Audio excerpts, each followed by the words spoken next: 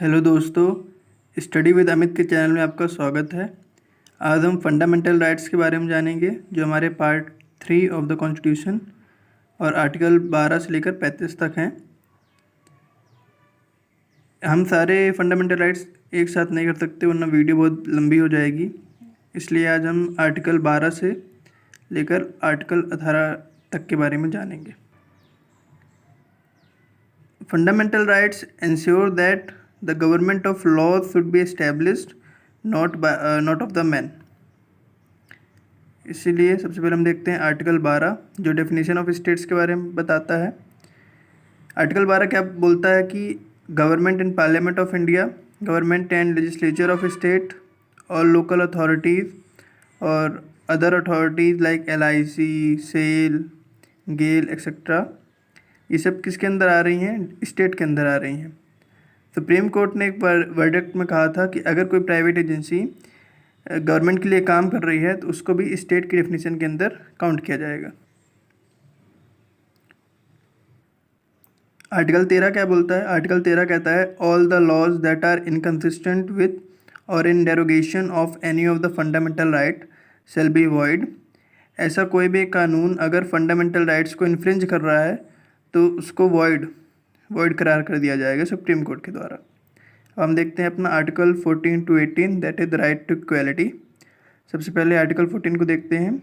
Equality before law and equal protection of laws, जिसका मतलब है state shall not deny to any person equality before the law और equal protection of the laws within the territory of India. Provision confers rights on all person whether citizen और foreigner. Article 14 सभी को equal मानता है law के सामने और उनको प्रोटेक्शन प्रोवाइड करता है लॉ की टेरिटरी ऑफ इंडिया। और सिटीजन और फॉरेनर दोनों के लिए जो इंडिया के अंदर लॉज हैं वो दोनों के लिए मान्य होंगे, पर इसमें कुछ एक्सेप्शंस हैं।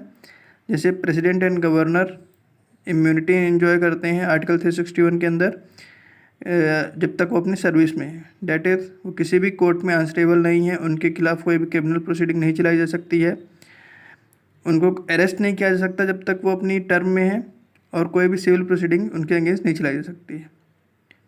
और क्या एक्सेप्शंस है?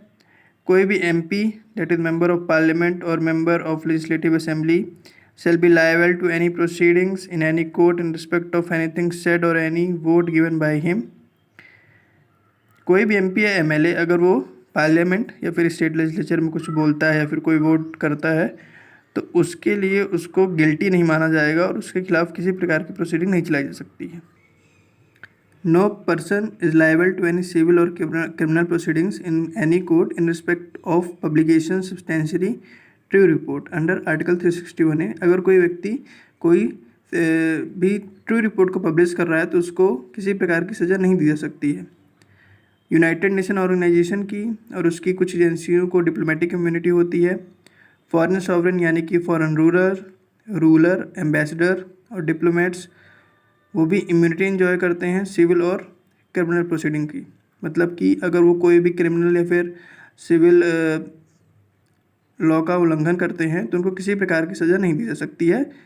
इंडिया के अंदर इंडियन गवर्नमेंट सिर्फ जिस देश के डिप्लोमेट्स हैं उस कंट्री को समन कर सकती है कि डिप्लोमेट्स आपके यहाँ हमारे यहाँ ऐसा कर रहे हैं, तो कोई भी एक्शन लेना होगा तो वो कंट्री लेगी, इंडिया नहीं ले सकता है। आर्टिकल 15 को देखते हैं। प्रोहिबिशन और discrimination on certain grounds means state shall not discriminate against any citizen on grounds only of religion, race, caste, sex और प्लेस ऑफ बर्थ। स्टेट किसी प्रकार का भेदभाव नहीं करेगा सिटीजन के साथ, किन ग्राउंड्स पर? उसके धर्म, जाति, लिंग या फिर उसके जन्म के स्थान को लेकर किसी प्रकार का भेदभाव राज्य नहीं कर सकता। और दूसरा प्रोविजन क्या है? No citizen shall be subjected to any disability, liability, restrictions और condition on grounds only of religion, race, caste, sex और place of birth, regard to access to shop, public restaurant, hotels and places of worship etcetera and use of wells, tanks, bathing ghats etcetera.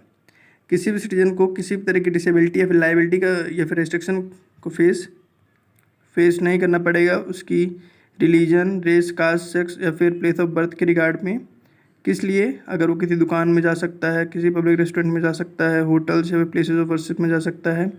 किसी भी प्रकार का prohibition उसके साथ नहीं होगा। किसी भी वेल, टैंक्स या बाथिंग घाट्स को यूज़ करने पर भी उसके साथ किसी प्रकार का डिस्क्रिमिनेशन नहीं होगा। इसमें कुछ एक्सेप्शन है, जैसे state can make any special provision for women and children, can make advancement of any socially and educationally backward classes of citizen, can make special provision for advancement of socially and educationally backward classes, schedule caste, schedule tribe.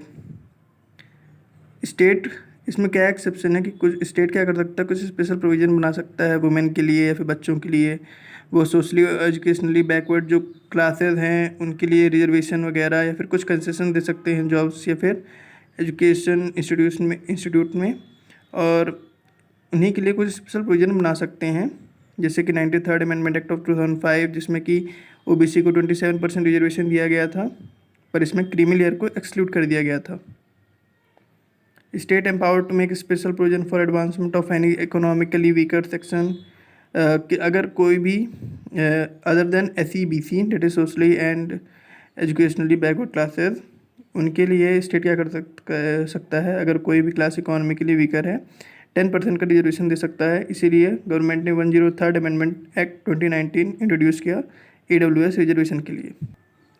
Article 16 कहता है equality of opportunity in public employment, that is equality of opportunity for all citizens in matters of employment or appointment to any office under the state। किसी प्रकार की discrimination नहीं होगा किसी व्यक्ति के साथ, और सभी को इक्वल अपॉर्चुनिटी दी जाएगी अगर किसी भी जॉब अंदर आई है, किसके स्टेट के अंदर आई है। पर इसमें कुछ एक्सेप्शन है, that is parliament can prescribe residence as a condition, parliament कोई कानून बना सकती है कि इस जगह का व्यक्ति इस जॉब के लिए अप्लाई कर सकता है। दूसरा, state can provide reservation of appointments to backward classes not adequately represented, अगर कोई भी बैकवर्ड क्लास एडिक्वेटली रिप्रेजेंट नहीं है किसी भी एजुकेशनल इंस्टीट्यूशन में या फिर जॉब में, तो स्टेट रिजर्वेशन प्रोवाइड कर सकता है उनको। अगर कोई भी रिलीजियस डिनोमिनेशन का ऑफिस है तो स्टेट इंश्योर कर सकता है कि उसी रिलीजन का व्यक्ति जो है उस ऑफिस को हेड करे, और state permitted to 10% reservation to the AWS। उसके बाद आर्टिकल 17 है एबॉलिशन ऑफ अनटचेबिलिटी, छुआछूत का अंत। इसके लिए सरकार ने एक बिल पास किया, protection of civil rights act 1955, to enlarge the scope of the article 17। और फिर आर्टिकल 18 है हमारा एबॉलिशन ऑफ टाइटल्स। कैसे टाइटल्स, लाइक जैसे महाराजा हो गया, राज बहादुर, राय साहब, इन सब टाइटल्स को एबॉलिश कर देती है article 18। Thank you and subscribe.